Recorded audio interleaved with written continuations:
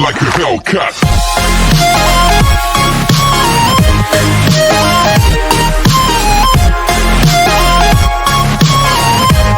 So part 9 की starting में हम देखते हैं कि महा भागती हुई रियो के पास आती है और बोलती है कि उसने रियो को बहुत ही ज़्यादा मिस किया क्योंकि उन्हें मिले हुए पूरा 1 वीक हो चुका है। तो ये सुन रियो कुछ नहीं बोलता और फिर डायरेक्ट महा को हक कर कहता है कि वो महा से ब्रेकअप करना चाहता है। तो ये सुन पहले तो महा बहुत बुरी तरह शॉक हो जाती है कि आखिर रियो ऐसा क्यों कह रहा है, पर फिर बाद में हिम्मत करके बोलती है कि कोई बात नहीं, इसमें दुखी होने की कोई ज़रूरत नहीं, मैं ठीक हूँ। और फिर वो रियो से भी रोने से मना करती है क्योंकि वो डेविल ग्रुप यानी शार्क्स का मेंबर है, इसलिए उसको स्ट्रॉन्ग बनना चाहिए। और फिर इतना बोलकर महा वहाँ से जाने लगती है, जिसे रोक रियो उससे पूछता भी है कि क्या मैं तुम्हें तुम्हारे घर तक ड्रॉप कर दूं, बट महा मना करके वहाँ से चली जाती है। वो भागते भागते रियोक से दूर आ जाती है और तभी उसके पास यूरी की कॉल आती है। वो पूछने लगती है कि महा तुम कहाँ हो और अभी तक घर वापस क्यों नहीं आई, जिस पर महा बताती है कि वो बस बहुत जल्द घर आने वाली है। फिर महा एक बस स्टॉप पे बैठकर बस के आने का वेट करने लगती है और अपने ऊपर पूरा कंट्रोल कर रही होती है कि उसे रोना नहीं है। पर जब उसने एक बस पर रियो का पोस्टर लगा देखा तो उसे देख वो अपना कंट्रोल खो देती है एंड बहुत ही ज़्यादा बुरी तरह रोने लगती है क्योंकि उसकी फीलिंग्स रियो को लेकर रियल थी, यानी अब उसका रियो से दूर रहना काफ़ी मुश्किल है, पर हालातों से मजबूर होकर उसे रियो से दूर जाना ही पड़ेगा। और यही सब कुछ कोरिया के हर के-पॉप आइडल को फेस करना पड़ता है क्योंकि कोरिया इंडस्ट्री में के-पॉप आइडल्स को बिल्कुल भी रिलेशनशिप में आने की परमिशन नहीं, क्योंकि इससे उनकी फैंस फॉलोइंग कम होती है और साथ ही कंपनी को भी काफ़ी ज़्यादा नुकसान उठाना पड़ता है। और वहीं दूसरी तरफ रियो अभी भी सदमे में उसी जगह खड़ा होता है जहां माँ उसे छोड़ के गई थी और फिर अपनी आंखों में आंसुओं के साथ कहता है कि महा ज़बरदस्ती हर्ट ना होने की एक्टिंग कर रही है जैसे वो बिल्कुल ठीक हो, जबकि मुझे पता है कि वो अंदर से काफ़ी बुरी तरह टूट चुकी है। और इसी बात से मुझे महा की और भी ज़्यादा चिंता हो रही है। अब नेक्स्ट सीन में महा अपने डॉम वापस आती है जहां यूरी उसका वेट कर रही थी। महा आते ही अपना मुंह धोने जाने लगती है, जिस पर यूरी उससे कहती है कि तुम एटलीस्ट अपनी जैकेट तो उतार के जाओ, क्योंकि ब्रेकअप की वजह से महा को कुछ होश नहीं था। और वहीं हमें दिखाया जाता है कि रियो भी अपने डॉम आ चुका है और सभी मेंबर्स के लिए बाहर से खाना लेकर आता है। सभी मेंबर्स कंफ्यूज हो जाते हैं कि रियो को अचानक से ये क्या हो गया, जबकि वो तो हमें कभी जंक फूड खाने नहीं देता।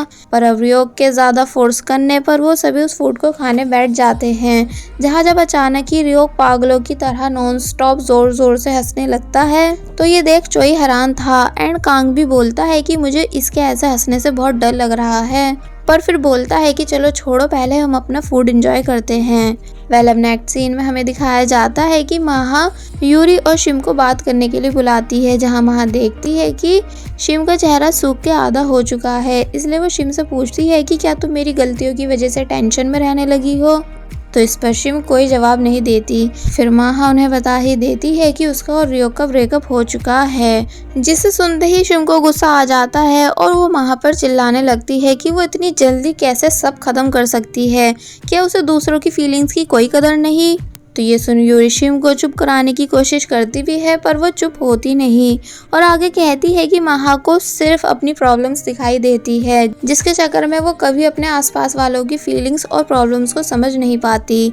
जिसकी ये बातें सुन महा बहुत ही ज़्यादा हैरान होने लगती है कि तभी इतने में वहाँ जिहाग भी आ जाते हैं और देखते हैं कि इन तीनों में एक बार फिर लड़ाई हो चुकी है और इस बार कुछ ज़्यादा ही मामला ख़राब दिख रहा है।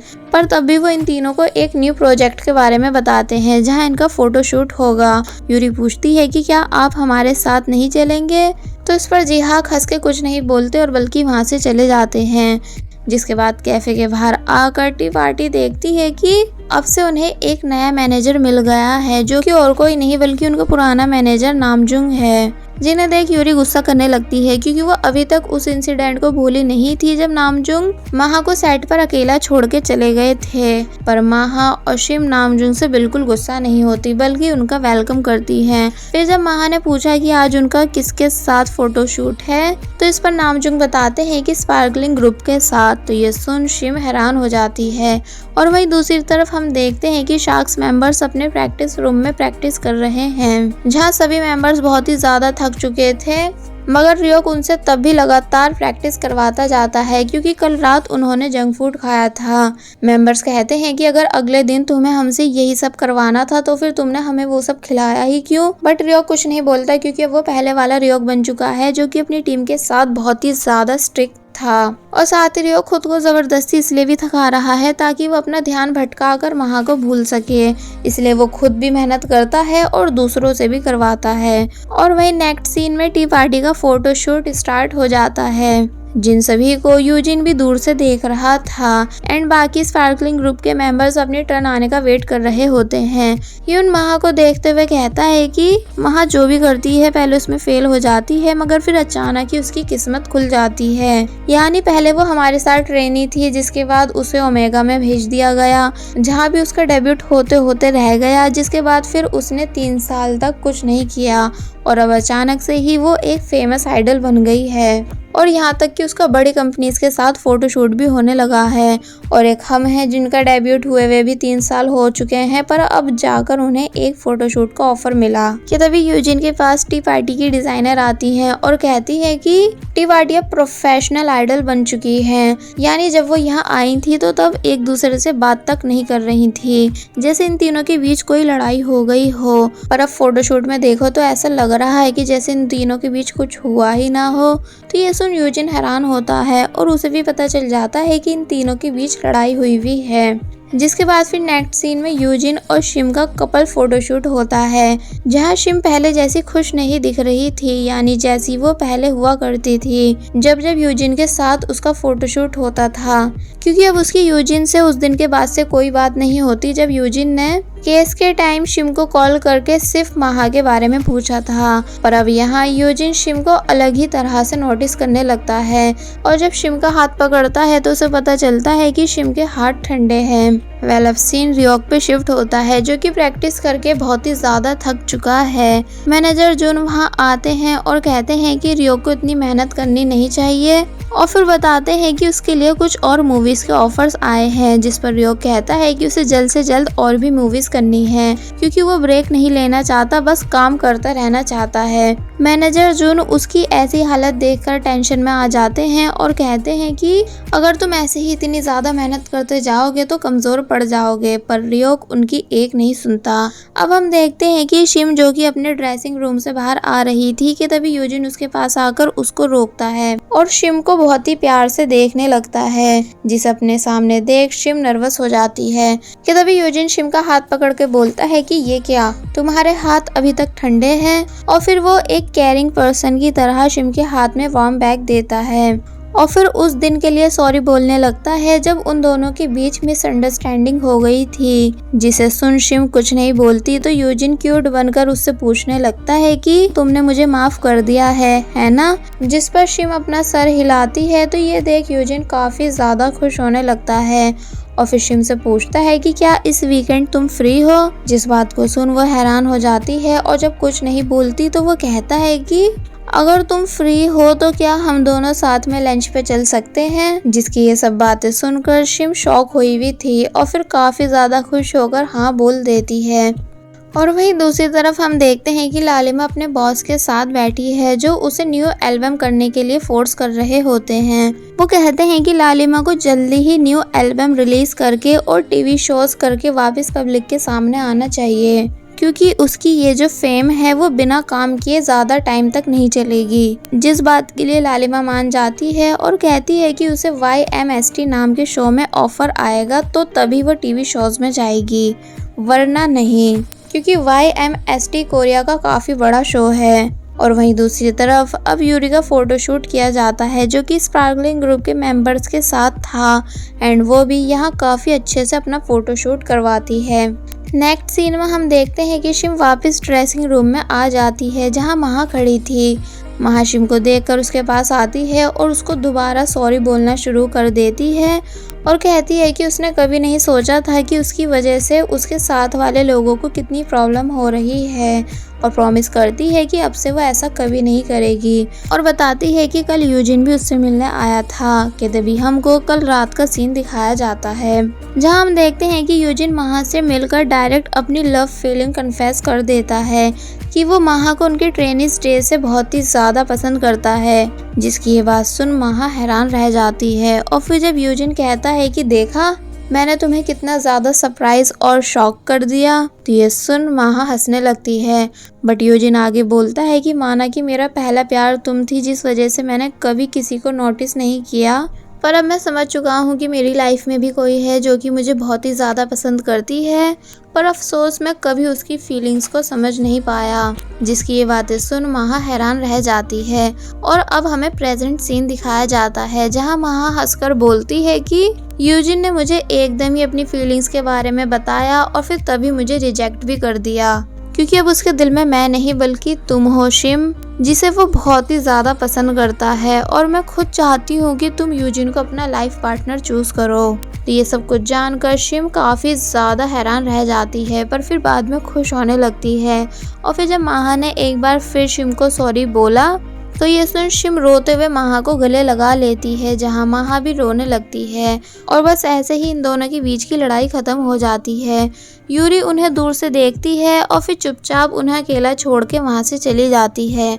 अब नेक्स्ट डे रियोक किसी मीटिंग के लिए एक कंपनी आता है जहाँ महा की सिटकॉम शूटिंग चल रही थी, इसलिए अंदर आते ही उसे महा, कांग, चोई ये तीनों मिल जाते हैं।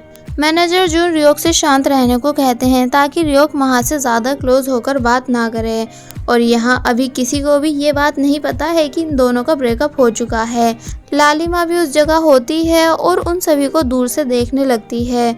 उसे समझ में आ जाता है कि महा और रियोक के बीच ज़रूर कुछ हुआ है, क्योंकि वो दोनों ना एक दूसरे को ठीक से देख रहे होते हैं और ना ही बात कर रहे होते हैं। और फिर जब कांग रियोक को भी उनके साथ लंच करने के लिए पूछता है तो इस पर रियोक कोई जवाब नहीं देता। तो फिर महा भागकर वहां से चली जाती है, जिनके इस बिहेवियर से चोई और कांग भी काफी ज्यादा हैरान थे। अब रियोक अपनी मीटिंग में होता है। फिर जब मीटिंग ओवर होने के बाद वो जैसे ही नीचे आता है कि तभी लालिमा रियोक को रोक लेती है और फिर कहती है कि मुझे लगता था कि फॉल इन लव होने के बाद बहुत अच्छा लगता है, पर तुम्हें देखकर मुझे ऐसा नहीं लग रहा। जिस पर रियोक कुछ नहीं बोलता और बल्कि बातों को घुमाने लगता है। तो फिर तब एकदम से लालिमा चिल्लाकर पूछती है कि क्या तुम दोनों में लड़ाई हो गई है जो तुम एक दूसरे को इग्नोर कर रहे हो। जिस पर मैनेजर जून उसे धीरे से बोलने के लिए कहते हैं। तभी वहाँ महा भी आ जाती है, जिसे देख रियोक गुस्से में था एंड महा भी डर कर अपनी नजरें नीचे कर लेती है। तो फिर अब लालिमा बताती है कि उसी ने महा को यहाँ बुलाया ताकि वो जान सके कि आखिर उन दोनों के बीच चल क्या रहा है। बट रियोक बिना कुछ बोले वहाँ से चला जाता है। तो फिर लालिमा महा से पूछने लगती है, बट महा पहले तो लालिमा को कुछ नहीं बताती, पर फिर लालिमा के काफ़ी ज़्यादा फोर्स करने पर उसे बता ही देती है कि हाँ उन दोनों का ब्रेकअप हो चुका है। और वहीं दूसरी तरफ हम देखते हैं कि शिम और यूजिन वीकेंड वाले दिन एक साथ रेस्टोरेंट लंच करने जाते हैं, जहां यूजिन ने शिम के लिए काफ़ी सारा फूड ऑर्डर किया होता है। और फिर ये दोनों मिलकर उस फूड को एंजॉय करते हुए खाने लगते हैं, जहां ये दोनों ही एक दूसरे को देखकर बहुत ही ज़्यादा खुश थे। अब नेक्स्ट सीन में हम जिहाक को देखते हैं जो कि अपने कैफे में थे कि तभी उनके पास रिपोर्टर जुंगी आती है, जो कि जिहाक को बताती है कि मिस्टर किम ने अपना केस वापस ले लिया है, क्योंकि आपने जो सभी प्रूफ्स दिए थे उसे देखकर वो पीछे हट गए। तो ये सुन जिहाक बहुत ही ज़्यादा खुश होने लगते हैं और जुंगी को थैंक्स बोलते हैं, जिस पर जुंगी बोलती है कि थैंक्स की कोई ज़रूरत नहीं, क्योंकि मैंने तो बस सिर्फ सच को सभी के सामने लाया, पर मुझे उम्मीद है कि अब आप भी मेरी हेल्प करेंगे। जिहाक समझ जाते हैं कि जुंगी को इंजू के बारे में जानना है, पर वो बोलती है कि नहीं और कहती है कि मुझे एनी के बारे में जानना है। कि तभी हम इंजू को देखते हैं जो कि उसी ब्रिज पर आता है जहां से एनी ने कूदकर सुसाइड की थी। वो याद करता है कि कैसे उस दिन शार्क्स का परफॉर्मेंस था और वो अपनी पोजीशन पे खड़ा था कि तभी उसके पास एनी की कॉल आती है, जो कि कॉल पर काफी बुरी तरह रोते हुए इंजू को सॉरी बोल रही थी और फिर तभी कॉल कट कर देती है, जिसे सुन इंजू बहुत बुरी तरह घबरा जाता है। इसलिए वो तभी अपनी परफॉर्मेंस छोड़कर वहां से भाग जाता है। सीन प्रेजेंट में आता है जहाँ इंजू बहुत ही ज्यादा सैड होकर बोलता है कि सॉरी एनी, क्योंकि उस दिन मैं तुम्हारे साथ नहीं था। और वहीं दूसरी तरफ जिहाक रिपोर्टर जुंगी को बताते हैं कि इंजू और एनी उनके ट्रेनिंग स्टेज से ही पहले से रिलेशनशिप में थे। इंजू एनओजी एंटरटेनमेंट में आ गया और एनी ओमेगा में चली गई थी, जिसके बाद इंजू का तो डेब्यूट हो गया और वो एक काफी फेमस स्टार बन गया, मगर एनी बस एक ट्रेनी बनकर ही रह गई। फिर एक दिन जिहाक के पास एक फोटो आई जिस पर जुंगी ने बताया कि एनी एक स्कैंडल में फंस गई थी। जुंगी फिर अपने पर्स में से एक फोटो निकालती है और बताती है कि इंजू की गर्लफ्रेंड की एक फोटो उसके गायब होने से कुछ दिन पहले वायरल हो गई थी, जिसमें इंजू और एनी को हम साथ में बैठा हुआ देख सकते हैं। जिहाक वो फोटो देखते हैं और सीन पास्ट में आता है जब जिहाक एनी के साथ बैठे हुए थे और उसके ऊपर काफी ज्यादा चिल्ला रहे होते हैं, ये बोलकर कि जब तुम्हारा डेब्यूट इतनी पास है तब भी तुम ऐसी हरकतें क्यों कर रही हो। फिर वो बोलते हैं कि वो इंजू की फोटो की बात नहीं कर रहे हैं और उस फोटो के नीचे से एक दूसरी फोटो निकालते हैं जिसमें एनी एक दूसरे आदमी के साथ खड़ी थी। एनी भी उस फोटो को देखकर घबरा जाती है और फिर प्रेजेंट में जिहाक बताते हैं कि उन्होंने कभी इंजू को उस फोटो के बारे में नहीं बताया और फिर जिहाक हमें इंजू पर चिल्लाते हुए दिखाई देते हैं एनी के साथ बैठी हुई फोटोज की वजह से। वो इंजू को एनी से ब्रेकअप करने के लिए बोलते हैं बट इंजू मानता नहीं, यानी वो एनी को ब्रेकअप देने से साफ मना कर देता है और फिर वहाँ से जा ही रहा था कि तभी उससे जिहाक कहते हैं कि अगर तुम आज चले गए तो शार्क्स बर्बाद हो जाएगा। तो ये सुन इंजू वहीं रुक जाता है एंड एनी के पास नहीं जाता। प्रेजेंट में जिहाक कहते हैं कि इस सब में सिर्फ उन्हीं की गलती है, यानी उन्हीं के फोर्स की वजह से इंजू एनी से दूर हुआ एंड एनी ने सुसाइड कर ली। जिन बातों को सुन जुंगी पूछती है कि तो फिर क्या इसी वजह से आपने टी पार्टी को बनाया ताकि अपनी गलतियों को कम कर सके, जिसे सुन जिहाक कहते हैं कि शायद, पर मैं अभी इस बात को लेकर कंफर्म नहीं। वेल अब रिपोर्टर जुंगी खाली हाथ वापस अपने ऑफिस आ जाती है और फिर सोचने लगती है कि उनके पास ना कोई स्टोरी है और ना ही कोई न्यूज। फिर वो उस फोटो को देखने लगती है जिसमें एनी एक आदमी के साथ खड़ी हुई है। पहले आदमी कौन है ये सब हमें बाद में बताया जाएगा। और वही हम जिहाक को देखते हैं जो कि अकेले बैठकर उस दिन के बारे में सोच रहे होते हैं जब इंजू उनसे मिलने आया था। इंजू कहता है कि जैसा कि आपने मुझे सलाह दी थी कि मुझे सिर्फ अपने दिल की सुननी चाहिए, इसलिए मैंने वैसा ही किया और सब छोड़ के चला गया, पर मैं जानता हूँ कि आप भी इस कैफे को चलाकर खुश नहीं। जिहाक उसकी बातों पे गौर करते हैं और शायद इसी वजह से उन्होंने उस दिन के बाद अपनी खुद की एक कंपनी खोलने का डिसाइड किया था। वेल अब नेक्स्ट सीन में हम देखते हैं कि माहा यूरी कैफे में आई है जहां शिम पहले से बैठी हुई यूजिन से बातें कर रही थी। तीनों वापस एक साथ होने के बाद बहुत ही ज्यादा खुश होती हैं और तभी जिहाक आकर उन्हें बताते हैं कि उनके चार्जेस हाई हो चुके हैं। फिर वो बताते हैं कि उन्होंने तीनों के अकाउंट में पैसे ट्रांसफर कर दिए हैं, जिस पर वो तीनों सोचने लगती हैं कि आज तो उनका पे डे नहीं, तो फिर तब भी उन्हें पैसे क्यों दिए जा रहे हैं। तो इस पर जिहाक बताते हैं कि ये तुम तीनों की पहली इनकम है और साथ ही उन्होंने उनके हर वर्क का पेमेंट भी दिया है। तो ये सुन वो तीनों बहुत ही ज़्यादा खुश हो जाती हैं और डॉम में वापस आकर पार्टी करने लगती हैं, जहाँ भी ये तीनों बहुत ही ज़्यादा खुश दिख रही थी। महा पूछती है कि अब उन्हें इन पैसों का क्या करना चाहिए। तो ये सुन यूरी और शिम भी इस बारे में सोचने लगती हैं और फिर नेक्स्ट डे तीनों जिहाक के पास आकर बोलती हैं कि वो भी उनकी कंपनी में इन्वेस्ट करना चाहती हैं, जिस बात के लिए जिहाक मान जाते हैं और फिर वो लोग टी पार्टी के प्रमोशन में ज़ोरों शोरों से लग जाते हैं, जहाँ टी पार्टी अपना एक खुद का यूट्यूब चैनल भी खोल लेती है, जिस पर कुछ ही टाइम में बहुत सारे व्यूअर्स आने लगते हैं और लोग उन्हें पसंद करना शुरू कर देते हैं, क्योंकि इसमें वो तीनों अपने अपने टैलेंट्स की बहुत सारी वीडियोस अपलोड कर रही थी और वो भी जो उन्होंने ओमेगा एंटरटेनमेंट के टाइम रिकॉर्ड की थी, जिस वजह से लोग उन्हें और अच्छे से जानने लगते हैं और अब पहले से भी ज़्यादा पसंद करने लगते हैं। जिसके बाद अब हम देखते हैं कि जब यूरी सियोक के स्टूडियो में बैठकर अपना सॉन्ग एडिट कर रही थी, पर उसमें कुछ कमी होने की वजह से वो सॉन्ग को फाइनल नहीं कर पा रही होती है कि तब इतने में वहाँ बैंक भी आ जाता है और वापस यूरी से उसके साथ काम करने वाली बात पूछने लगता है। पर इस बारी भी यूरी बैंक को मना कर देती है और बोलती है कि मैं बिल्कुल भी इंटरेस्टेड नहीं, तुम ये बात समझ क्यों नहीं रहे हो। जिस पर बैंक बोलता है कि पर मैं इंटरेस्टेड हूँ। तो ये सुन यूरी हैरान होने लगती है और फिर तभी कहता है कि रोमांटिकली नहीं बल्कि तुम्हारी वॉइस में इंटरेस्टेड हूँ। और फिर आगे आकर यूरी के उस सॉन्ग को ठीक करने लगता है जिसमें उसे प्रॉब्लम्स आ रही थी, क्योंकि बैंग म्यूजिक में बहुत ही ज़्यादा एक्सपर्ट है, इसलिए वो बहुत आसानी से यूरी के सॉन्ग को एडिट करके ठीक कर देता है। तो ये देख यूरी बैंग से इम्प्रेस होती है एंड बैंग भी मन ही मन बहुत ही ज़्यादा खुश दिख रहा था कि तभी इतने में पीछे से लालिमा भी आ जाती है और इन दोनों को साथ देख पूछती है कि क्या अब तुम दोनों भी एक दूसरे को डेट कर रहे हो।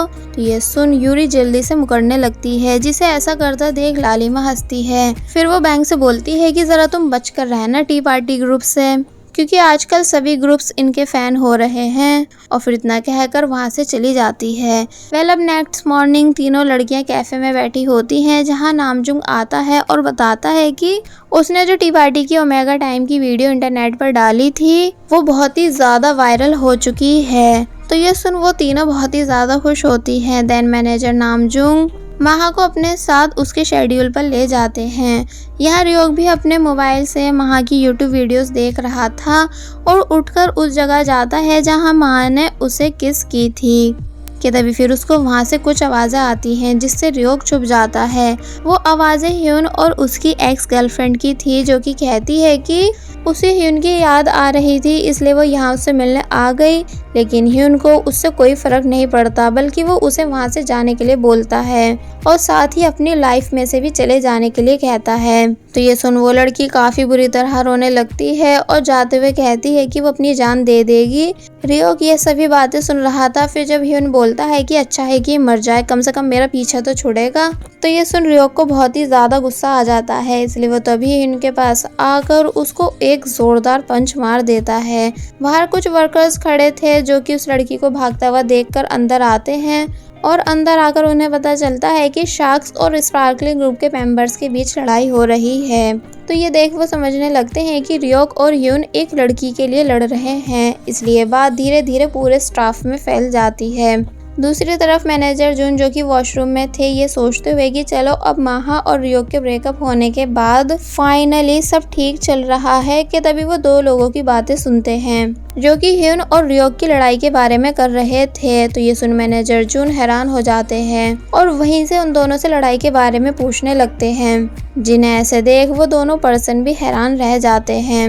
वेल अब उड़ते उड़ते ये बात शार्क्स की फैंस को भी पता चल जाती है कि रियोक एक लड़की के चक्कर में ह्यून से लड़ा। तो ये सुन वो काफ़ी जेलस फील करती हैं और वहीं जब स्टाफ को बातें करता हुआ सुन ये बात महा, चोई और कांग को भी पता चलती है तो वो तीनों भी यहाँ काफ़ी हैरान हो जाते हैं और मैनेजर जून को जल्दी से कॉल करने लगते हैं। और फिर जब चोई और कांग महा की तरफ देखते हैं तो उन्हें देख महा चुपचाप वहां से चली जाती है और फिर अकेले में आकर रियोक को कॉल करने ही वाली थी पूरी बात जानने के लिए कि अब भला दूसरी लड़की कौन आ गई जिसके चक्कर में रियोक की ह्यून से लड़ाई हुई। और फिर तभी वो रुक जाती है एंड रियोक को कॉल नहीं करती, जिसके बाद फिर अब मैनेजर जून रियोक के ऊपर चिल्लाते हुए उसे अपने साथ लेकर आते हैं और उसे चुपचाप कार में बैठने के लिए बोलते हैं, जहाँ रियोक पहले मैनेजर जून को सॉरी बोलता है और फिर चुपचाप कार में जाकर बैठ जाता है। जिसके बाद फिर मैनेजर जून के पास सीओ पार्क की कॉल आती है जो कि उन्हें एक बार फिर रियोक की वजह से काफ़ी बुरी तरह डांटने लगते हैं, क्योंकि उन्हें भी किसी ने रियोक और ह्यून की लड़ाई के बारे में बता दिया था। मतलब नेक्स्ट सीन में हम YMST शो के मेंबर्स की मीटिंग देखते हैं, जो कि एक कोरिया का काफ़ी फेमस शो है जिसमें सिर्फ फेमस आइडल्स को ही बुलाया जाता है, जहां वो शार्क्स मेंबर्स और लालिमा को बुलाने के लिए पहले ही हाँ बोल देते हैं। फिर उनमें से कोई यूजिन को सजेस्ट करता है जिसके लिए भी वो हाँ कर देते हैं और सोचने लगते हैं कि गर्ल्स ग्रुप में से उन्हें किसे बुलाना चाहिए, क्योंकि blue velvet and soft girls जैसे ग्रुप ऑलरेडी अपने शेड्यूल में बिजी हैं। तो इस पर उन्हें एक लेडी टी पार्टी को सजेस्ट करती है और बताती है कि टी पार्टी इस टाइम यूट्यूब पर बहुत ही ज़्यादा फेमस हो रही है, इसलिए हमें इन्हें भी बुलाना चाहिए, जिस चीज़ के लिए भी फिर वो सभी मान जाते हैं। फिर जब नेक्स्ट डे जी हाक ने महा, यूरी और शिम को बताया कि उन्हें YMST जैसे बड़े शो से इनविटेशन आया है तो ये सुन वो तीनों बहुत ही ज़्यादा खुश हो जाती हैं, पर उसमें सिर्फ यूरी और महा जाएंगी क्योंकि शिम का कहीं और शेड्यूल है। तो ये सुन शिम तब भी उन दोनों के लिए खुश होने लगती है और उन्हें दिल से कॉन्ग्रेट्स बोलती है। और वहीं शार्क्स मेंबर्स में से मैनेजर जून रियोक और बैंग को शो में जाने के लिए बोलते हैं, जिस पर जब चोई और कांग कहते हैं कि हमें भी जाना है तो ये सुन वो उन दोनों को भी शो के लिए फाइनल कर देते हैं। और वहीं स्पार्कलिंग ग्रुप में मैनेजर टाई, यूजिन और मिन्सू को शो में भेजने का डिसाइड करते हैं, जिस बात से ह्यून बहुत ही ज़्यादा नाराज़ था और कहता है कि उसे भी जाना है क्योंकि वो ग्रुप का लीडर है, पर मैनेजर टाई मना कर देते हैं ह्यून और रियोक की लड़की को लेकर हुई लड़ाई की वजह से। तो ये सुन ह्यून गुस्से में उठकर वहाँ से चला जाता है। देन अब कुछ दिन के बाद फाइनली YMST शो का डे आ ही जाता है, जहाँ जब जैसी शो के होस्ट रियोक और माहा को उनका पार्टनर चूज करने के लिए बोलते हैं तो ये सुन माहा और रियोक एक दूसरे को देखने लगते हैं और बस फिर इसी के साथ पार्ट 9 यहीं पर एंड हो जाता है। There was a time when you had me falling to the ground. For next part, please subscribe my channel and hit the bell icon. Thank you.